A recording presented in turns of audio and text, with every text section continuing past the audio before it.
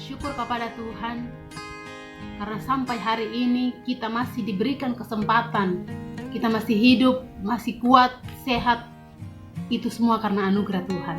Saya bersyukur kalau sampai hari ini kita masih ada, kita masih dilindungi Tuhan dari COVID-19. Saya berharap teman-temanku, sahabat-sahabatku dimanapun kalian berada, kalian juga tetap di dalam perlindungan Tuhan. Kalian masih tetap sehat, kuat, dan saya percaya bahwa tangan Tuhan tidak pernah meninggalkan kehidupan kita orang percaya. Dalam video ini saya akan berbagi sedikit kebenaran kepada kita semua, dan saya sangat berharap bahwa kebenaran ini akan memberkati kita, akan menguatkan kita, dan yang paling penting adalah membawa kita semakin hari semakin dekat kepada Tuhan. Topik hari ini adalah perjuangan hidup orang percaya.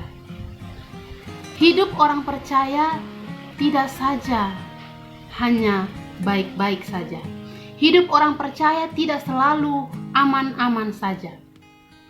Perlu kita ketahui bahwa hidup orang percaya pasti ada suka dukanya.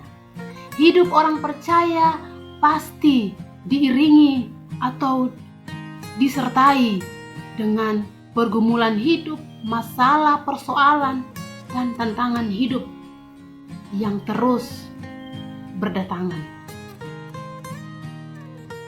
Jangan berpikir bahwa kehidupan orang percaya akan terlepas dari persoalan, akan terlepas dari sakit penyakit, akan terlepas dari kesukaran hidup. Kehidupan orang percaya harus disertai dengan pergumulan-pergumulan hidup, harus disertai dengan kesukaran-kesukaran hidup, masalah, persoalan. Sebagai orang percaya adalah merupakan suatu keistimewaan tersendiri kalau kita hidup berdampingan dengan masalah, kita hidup berdampingan dengan persoalan, kesukaran hidup. Jangan berpikir bahwa kita orang percaya, kita sudah melakukan kehendak Tuhan, kita sudah mengikuti semua yang Alkitab katakan, dan kita akan bebas dari kesukaran hidup. Tidak. Tuhan akan selalu mengizinkan kehidupan kita orang percaya. Tuhan akan mengizinkan hal-hal yang tidak kita senangi sekalipun, Tuhan izinkan itu terjadi dalam kehidupan kita. Kesukaran, kesulitan, penderitaan, pergumulan hidup, Tuhan izinkan kita alami. Supaya apa? Kita terus dimurnikan. Kita terus dimurnikan, kita terus dibenahi, kita terus dibentuk untuk menjadi sempurna dengan Dia. Kehidupan orang percaya haruslah melakukan apa yang Bapa kehendaki. Kehidupan orang percaya harus melakukan sesuai dengan kehendaknya. Mungkin selama ini kita berpikir bahwa apa yang saya lakukan, saya kan sudah melayani Tuhan, saya aktivis gereja, saya jemaat yang setia dalam hal apapun, atau saya seorang gembala, ya saya kan sudah melakukan yang terbaik untuk Tuhan. Pastilah saya terluput dari hal-hal yang tidak saya inginkan. Tapi kita harus tahu bahwa sudahkah kita bertanya sama Tuhan, Tuhan, apakah selama ini Engkau menikmati hidup saya? Tuhan, apakah semua yang sudah saya lakukan dalam hidup ini, apakah menyenangkan hati-Mu, Tuhan? Ini hal yang kecil tetapi sangat berpengaruh dalam kehidupan rohani kita. Mungkin kita berpikir kita menghitung Tuhan dengan jadwal pelayanan kita. Kita menghitung Tuhan dengan semua yang sudah kita lakukan, baik itu di dalam gereja maupun di luar gereja. Kita menghitung Tuhan dengan semua yang sudah kita lakukan tanpa kita berpikir bahwa apakah Tuhan senang, Apakah semua yang kita lakukan ini berkenan atau tidak? Kita harus menyadari bahwa Tuhan sedang dan akan menunggu kita. Apakah kita mengoreksi hati kita setiap hari di hadapan Tuhan? Kita jangan menghitung Tuhan dengan semua yang sudah kita lakukan. Akan sia-sia apa yang kita lakukan tanpa ada pertobatan dalam hati, tanpa ada hati yang terus berserah, tanpa ada hati yang terus dan akan senantiasa haus akan kehadirannya dalam kehidupan kita. Jangan kita melakukan hal-hal, jangan kita melayani Tuhan dengan hati yang penuh dengan kesombongan. Kita berkata bahwa kita berpikir bahwa saya kan sudah lama melayani Tuhan, pasti Tuhan berkenan atas hidup saya. Kita manusia ini hanyalah setitik debu yang tidak akan berarti apa-apa tanpa campur tangan Tuhan. Kita tidak mampu kalau Tuhan tidak menolong kita. Kita manusia membutuhkan Allah, tetapi hari-hari ini ada banyak hal terjadi. Orang mulai mengandalkan kemampuannya sendiri. Orang mulai melupakan Tuhan. Apalagi situasi kondisi COVID-19 yang sedang melanda dunia, bahkan Indonesia hari-hari ini, dan mengharuskan kita semua harus beribadah di rumah.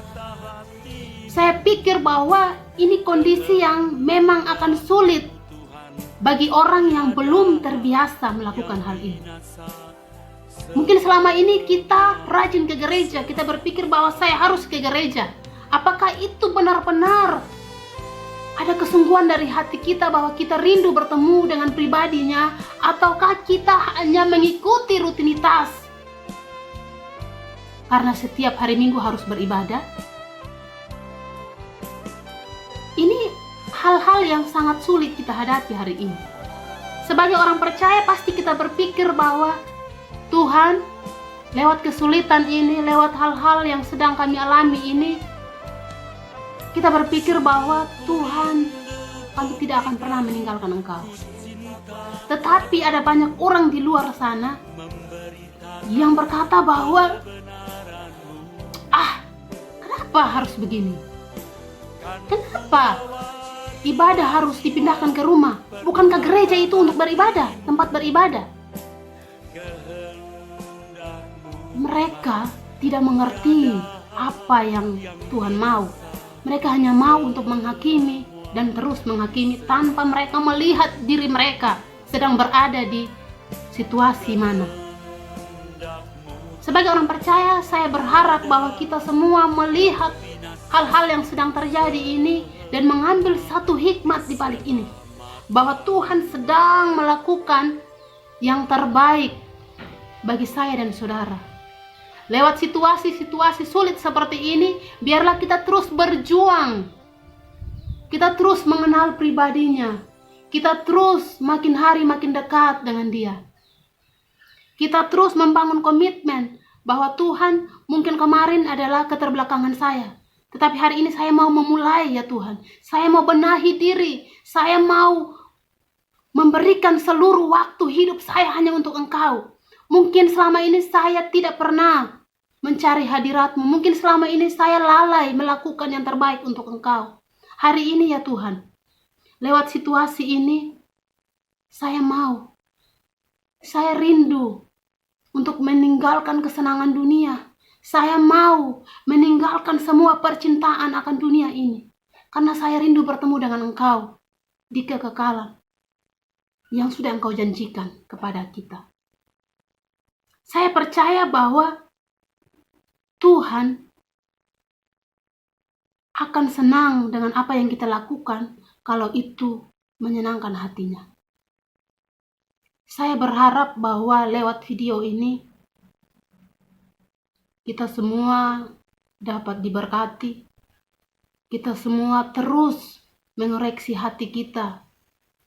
Apakah jalan-jalanku selama ini serong? Ataukah selama ini mungkin saya melakukan yang tidak berkenan di hadapan Tuhan?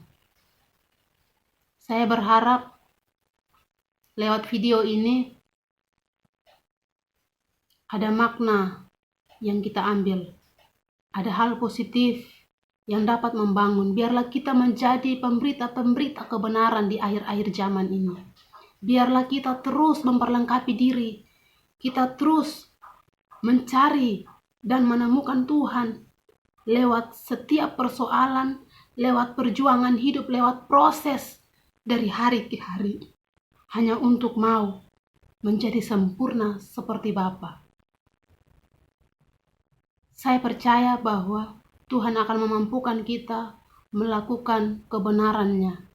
Biarlah kita menjadi orang-orang yang menghadirkan kebenaran dimanapun kita berada, dan biarlah kebenaran ini terus menjadi berkat bagi kita semua. Shalom, Tuhan Yesus memberkati.